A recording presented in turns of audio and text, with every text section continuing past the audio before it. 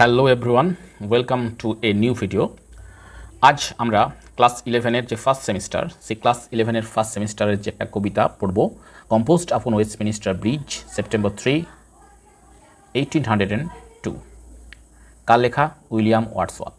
এই কবিতাটা আমি তোমাদেরকে বাংলা মানেটা লাইন বাই লাইন বোঝাবো এবং তার সঙ্গে ইম্পর্টেন্ট যে সমস্ত কোশ্চেন আছে সেই কোশ্চেনগুলো বোঝাবো, যাতে করে তোমরা যে সামনে পরীক্ষা দেবে ফার্স্ট সেমিস্টার, সেটাতে তোমাদের এমসিকিউ করতে কোনো রকম কোনো অসুবিধা না হয়।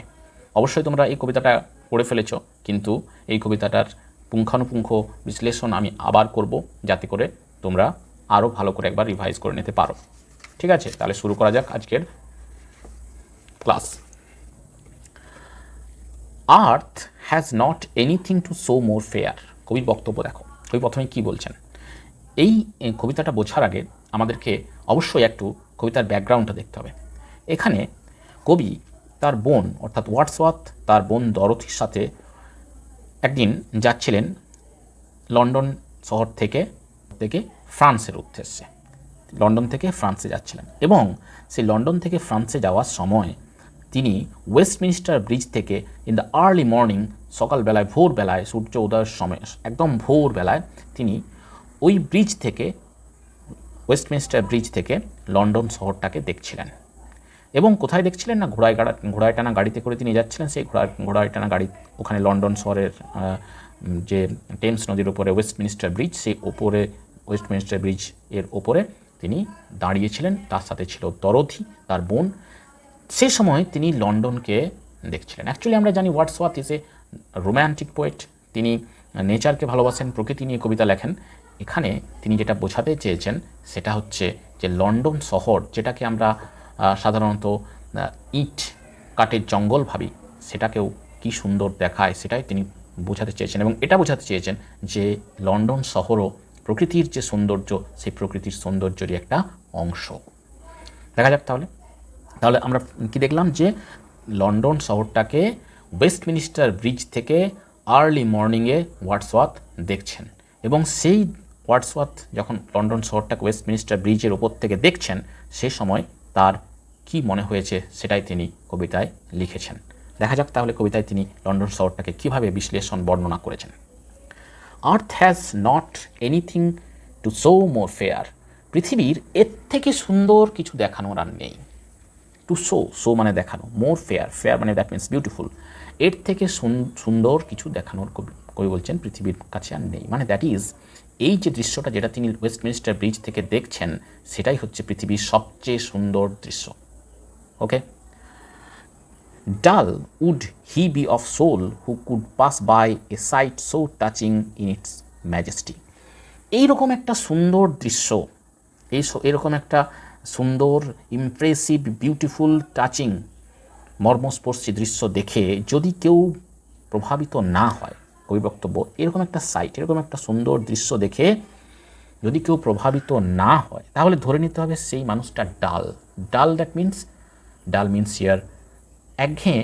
ঠিক একঘেয়ে না, সৌন্দর্য উপলব্ধি করার যে ক্ষমতা, সেই সৌন্দর্য উপলব্ধি করার ক্ষমতা সেই মানুষটার মধ্যে নেই। যে মানুষটা লন্ডন শহরটার এই সুন্দর দৃশ্যটা দেখে প্রভাবিত হবে না, মুগ্ধ হবে না, তার ভালো লাগবে না, বুঝতে হবে যে সেই মানুষটার মধ্যে সৌন্দর্য উপলব্ধি করার যে ক্ষমতা, সেই ক্ষমতা নেই। Clear? Okay. This city now doth like a garment wear the beauty of the morning silence bare. এই city, this city, important, this city means the city of London. This city now doth like a garment wear the beauty of the morning. এই শহরটা, London শহরটা, কবির বলছেন যেন একটা garment পরিধান করে আছে।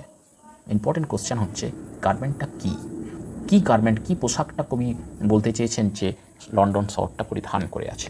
সেটা হচ্ছে the beauty of the morning, সকালবেলার যে সৌন্দর্য। সেই সকালবেলার সৌন্দর্যটা যেন একটা গার্মেন্টের মতো, যেটা সে লন্ডন শহরটা পরিধান করে আছে। এই সকালবেলার সৌন্দর্যটা কেমন, ভেরি ইম্পর্টেন্ট, যে এই সকালবেলার যে সৌন্দর্য কবি বিশ্লেষণ করেছেন, সেই সৌন্দর্যটা কেমন। সাইলেন্ট পেয়ার, সাইলেন্ট, নীরব, নিস্তব্ধ। কেন নীরব নিস্তব্ধ? কারণ এই আর্লি মর্নিংয়ে, এই ভোরবেলাতে লন্ডন শহরের যে কোলাহল, সেই কোলাহল এখনও শুরু হয়নি, তাই শহরটাকে সাইলেন্ট মনে হচ্ছে। এবং বেয়ার, দ্যাট মিন্স উন্মুক্ত। উন্মুক্ত মানে কবি ওই উপর থেকে লন্ডন শহরের যে ওয়েস্টমিনিস্টার ব্রিজ, সে ওয়েস্টমিনিস্টার ব্রিজ থেকে সমস্ত শহরটাকে দেখতে পাচ্ছেন। তার কাছে সমস্ত শহরটা উন্মুক্ত আছে, খোলা অবস্থায় আছে, তিনি পুরো শহরটা দেখতে পাচ্ছেন। তাই তার মনে হচ্ছে এই যে সৌন্দর্য, সেটা নিস্তব্ধ এবং তার সাথে উন্মুক্ত, খোলা, তার সামনে তুলে ধরা হয়েছে। Ships, towers, dome, theatre and temples lie. Very important, যে কী কী ওই লন্ডন শহরের যে ওয়েস্টমিনিস্টার ব্রিজ, সেই ওয়েস্টমিনিস্টার ব্রিজ থেকে কবি কী কী দেখতে পাচ্ছেন। শিপস,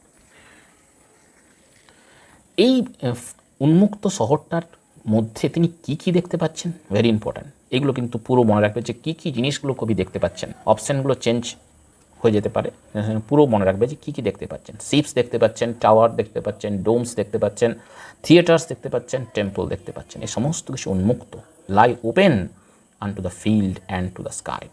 যত দূর তার নজর যাচ্ছে, খোলা মাঠ, যেখানে পর্যন্ত, যেখানে শহর শেষ হয়ে প্রান্ত শুরু হয়েছে, ফাঁকা মাঠ, এবং যেখানে দিগন্ত পর্যন্ত, দ্য স্কাই, স্কাই এবং আকাশ এবং পৃথিবী যেখানে মিশে গেছে, সেই দিগন্ত বিস্তৃত সমস্ত দৃশ্য কবির কাছে আজ উন্মুক্ত। এই যে ডোমস, এটা সেন্ট পলস ক্যাথিড্রালের যে ডোম, সেই ডোমের কথা বলা হয়েছে। নেক্সট দেখো, তাহলে কবির কাছে কী কী কবি জিনিস ওই ওয়েস্টমিনিস্টার ব্রিজ থেকে কবি কী কী দেখতে পাচ্ছেন, that is very important question. পুরো লাইনটার অপশানগুলো মুখস্থ রাখবেন। All bright and glittering in the smokeless air. এই সমস্ত কিছু, all this means all the things that the poet has already mentioned in the above line.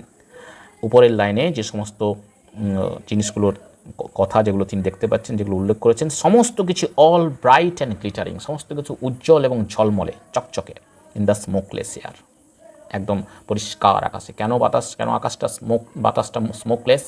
কারণ লন্ডন শহরকে কবি কীভাবে দেখেছেন? পলিউটেড একটা গাড়ি, কলকারখানা ইত্যাদির ধোঁয়াতে সমস্ত আকাশ বাতাস পরিপূর্ণ থাকতো। সেই জায়গায় আজ তিনি দেখছেন লন্ডন শহরটা ভোরবেলায় নিস্তব্ধ এবং শান্ত, আকাশে সেই ধোঁয়াও নেই, কলকারখানা বা গাড়ি ঘোড়ার কোনো ধোঁয়া তিনি এখন দেখতে পাচ্ছেন না। তাই তার মনে হচ্ছে যে সমস্ত আকাশটা smokeless, free from pollution, smoke. All bright and glittering in the smokeless air, সমস্ত কিছুকে উজ্জ্বল এবং চকচকেভাবে পরিষ্কার তিনি দেখতে পাচ্ছেন এই পরিষ্কার বাতাসের মধ্যে। Never did sun more beautifully steep. সূর্য কোনো দিন এত সুন্দরভাবে কিরণ দেয়নি। কেন কবির মনে হচ্ছে এত সুন্দরভাবে কিরণ দেয়নি? মানে লন্ডন শহরটার বিউটি দ্বারা কবি এতটা প্রভাবিত হয়েছেন যে কবির মনে হচ্ছে সূর্য আজ পর্যন্ত এত সুন্দরভাবে কোনো কিছুর উপর কিরণ দেয়নি। ইন হিজ ফার্স্ট স্প্লেন্ডার, তার প্রথম যে সূর্যের কিরণ, ফার্স্ট যে beautiful raise of the sun, সেই সূর্যের রশ্মি প্রকৃতির যে সমস্ত জিনিস, যেমন ভ্যালি, রক অর হিলস, এই সমস্ত কিছুর উপরেও এত সুন্দরভাবে কিরণ দেয়নি যে সৌন্দর্যের সঙ্গে আজ কিরণ দিচ্ছে লন্ডন শহরটার উপরে। এই লন্ডন শহরের উপরে যে সৌন্দর্যের সঙ্গে সানলাইট পড়ছে বা সূর্য কিরণ দিচ্ছে, সেটা কবির কাছে সবচেয়ে সুন্দর বলে মনে হচ্ছে। এবং তার কাছে মনে হচ্ছে যে এমনকি উপত্যকা, পাহাড়, পর্বত, পাথর ইত্যাদির উপরে যখন সূর্যালোক পড়ে, সেগুলোকে যেমন সুন্দর দেখায়, এখন লন্ডন শহরটাকে তার থেকেও বিউটিফুল দেখাচ্ছে। Never saw I, never felt a calm so deep. কবি বলছেন তিনি কখনো দেখেননি বা কখনো অনুভবও করেননি এ কাম সো ডিপ, এত গভীর নীরবতা। কাম দ্যাট মিন্স নীরবতা, ডিপ মিন্স গভীর। এত গভীর নীরবতা তিনি কখনো অনুভব করেননি বা দেখেননি। কেন কবির মনে হচ্ছে যে নীরবতাটা খুবই গভীর, অত্যন্ত গভীর? তার প্রধান কারণ হচ্ছে লন্ডন শহর আমরা জানি একটা ব্যস্ত শহর, সেখানে সবসময় কবি কী দেখেছেন? একটা কোলাহল দেখেছেন। কিন্তু আজ ভোরবেলা যখন দেখছেন, তখন দেখছেন লন্ডন শহরের সেই কোলাহল নেই। আজ যখন দেখছেন লন্ডন শহরকে এরকম নিস্তব্ধ, তখন তার মনে হচ্ছে যেন এই নিস্তব্ধ খুবই গভীর। কারণ তিনি লন্ডনকে দেখে অভ্যস্ত কীরকমভাবে, কোলাহল এ পরিপূর্ণ। সেখান থেকে আজ যখন নীরব দেখছেন, সেই নীরবতাকে তার মনে হচ্ছে অত্যন্ত গভীর। Okay, the river glideth at his own sweet will. River, that means the river Thames, very important. যে সিটি একটু আগে ছিল দ্য সিটি, সিটিটা ছিল London, are the river, river that means the river Thames, সেটা গ্লাইডেথ প্রবাহিত হচ্ছে at his own sweet will, নিজের ইচ্ছায় প্রবাহিত হচ্ছে। দ্যাট মিনস কবি এখানে দ্য রিভারকে পার্সনিফাই করেছেন। কেন পার্সনিফাই করেছেন, ব্যক্তিত্ব আরোপ করেছেন তার উপরে? নদী তো নিজের ইচ্ছায় প্রবাহিত হতে পারে না, কিন্তু এখানে কবি বলেছেন যেন যে নদীটা, যে নদীটার উপরে তিনি দাঁড়িয়ে আছেন, অর্থাৎ ওয়েস্টমিনিস্টার ব্রিজের নিচে যে নদীটা প্রবাহিত হচ্ছে টেমস নদী, সেটা যেন তার নিজের ইচ্ছায় প্রবাহিত হচ্ছে। কেন তার নিজের ইচ্ছায় প্রবাহিত হচ্ছে বলে কবির মনে হচ্ছে? কারণ এই ভোরবেলায় নদীর উপর যে জাহাজ বা নৌকো যেগুলো চলাচল করে সেগুলো এখন চলাচল করছে না। দ্যাট মিনস কোনো বাধা যেন নদীর জলের উপরে নেই, নদীটা যেন নিজের ইচ্ছায় প্রবাহিত হচ্ছে, কোনো রকম বাধা বিপত্তি ছাড়াই। ঠিক আছে, তাই কবির মনে হচ্ছে যে নদীটা যেন নিজের ইচ্ছায় প্রবাহিত হচ্ছে, কারণ তার উপরে কোনো মুভমেন্ট নেই, জাহাজ হোক নৌকো হোক কারোর কোনো কিছু এখন চলাচল করছে না, কোনো কিছু ডিস্টারবেন্স নেই নদীর উপরে। তাই নদীর কবির মনে হচ্ছে যে রিভারটা নিজের সুইট উইলে প্রবাহিত হচ্ছে, নিজের স্বইচ্ছায় প্রবাহিত হচ্ছে। ডিয়ার গড, বিস্ময়সূচক চিহ্ন, হে ভগবান। দ্যাট মিনস দেখবে আমরা কখনো যখন আমরা অত্যন্ত কোনো জিনিসে প্রভাবিত হই, যখন আমাদের কাছে খুব বিস্ময়কর কিছু মনে হয়, তখন আমাদের মুখ থেকে হঠাৎ করে ভগবানের নাম চলে আসে। কবির হচ্ছে এরকম, কবি এই সৌন্দর্য দেখে এতটা প্রভাবিত হয়েছেন যে তিনি ভগবানকে ডাকছেন যে হে ভগবান। The very houses SIM asleep, যেন বাড়িগুলোকে পর্যন্ত মনে হচ্ছে যেন ঘুমন্ত। অ্যাকচুয়ালি বাড়িগুলো ঘুমন্ত, দ্যাট মিনস বাড়িগুলোর ভিতরে যে সমস্ত মানুষগুলো আছে সেই মানুষগুলো ঘুমন্ত, সেই মানুষগুলো যেন মনে হচ্ছে ঘুমাচ্ছে। অ্যাকচুয়ালি মানুষগুলো ঘুমাচ্ছে, তাই মানুষগুলো ঘুমাচ্ছে বলেই কবির মনে হচ্ছে যেন বাড়িগুলোও ঘুমাচ্ছে। বাড়িতে কোনো মুভমেন্ট নেই, কোনো চলাচল নেই, কোনো আবাগমন নেই, তাই মনে হচ্ছে কবির যে বাড়িগুলো পর্যন্ত ঘুমাচ্ছে। অ্যাকচুয়ালি বাড়ির মধ্যে যে মানুষগুলো আছে সেই মানুষগুলো ঘুমাচ্ছে। The very houses SIM asleep, যেন মনে হচ্ছে কবির কাছে সিম মিনস মনে হওয়া, যেন মনে হচ্ছে বাড়িগুলো পর্যন্ত ঘুমাচ্ছে। And all that mighty heart is lying still, all that mighty hearts refers to the city of London. এখানে লন্ডন শহরটা, যে বিশাল লন্ডন শহর, সেটাকে একটা স্পন্দিত হৃদয়ের মতো মনে হচ্ছে, যেটা সবসময় অলওয়েজ ভাইব্রেন্ট, অলওয়েজ যেটার মধ্যে একটা মুভমেন্ট থাকে, সেই মাইটি হার্ট, সেই বিশাল হৃদয় লাইং স্টিল, নিস্তব্ধে ঘুমাচ্ছে। নিস্তব্ধে, একদম নিস্তব্ধ, সমস্ত দিক নিস্তব্ধ। এই নীরবতা দ্বারা কবি অত্যন্ত প্রভাবিত হয়েছেন, এবং প্রভাবিত হয়েছেন বলেই তিনি বারবার সেটা উল্লেখ করছেন।